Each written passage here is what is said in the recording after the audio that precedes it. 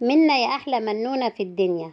انت يا منا شخصيتك قوية جدا، وبتعرفي تتصرفي بشكل لبق جدا، وبتعرفي تلاقي حلول للمشاكل اللي بتواجهك. انت يا منا بتحبي السفر، وبتحبي تتنقلي من مكان لمكان، وكمان بتحبي الجلوس في البيت.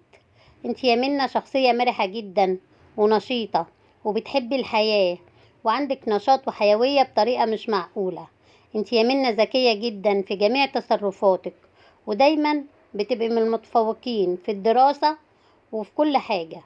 خدومة بشكل كبير يا منا وعطوفة، وبتحبي تساعدي الآخرين، وكريمة وسخية، وبتحبي القراءة والكتابة.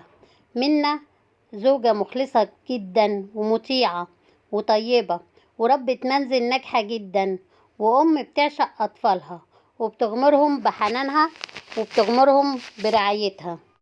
انت يا منا بتعرفي تجيدي إدارة حياتك، سواء في داخل المنزل أو في خارج المنزل. ربة منزل قلنا من الدرجة الأولى. من عيبك يا منا إن عندك ثقة كبيرة أوي في نفسك، بتتحول لغرور وتكبر، وشخصية عنيدة جدا يا منا. مش صعب إن انت تتراجعي عن رأيك، وما بتتقبليش نصايح من حد. انت يا منا جذابة جدا، وكريمة وسخية، وبتحبي تساعدي الناس، ومهذبة وخجولة جدا، وقلبك أبيض ونقي، ومحبوبة من الناس كلها. انت يا منا اسمك معناه الهبة والعطية والنعمة اللي وهبها الله سبحانه وتعالى للإنسان. واسمك كمان يا منا مذكور في القرآن. أحلى منا، يسعد قلب منا يا رب، ويفرحك ويسعدك يا منا.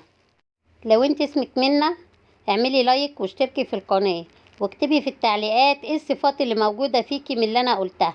ولو مش اسمك منا، شيري برضو للي تعرفيهم اللي اسمهم منا، وبرضو اعملي لايك واشتركي في القناة. السلام عليكم ورحمة الله وبركاته، يا احلى حبايب في الدنيا.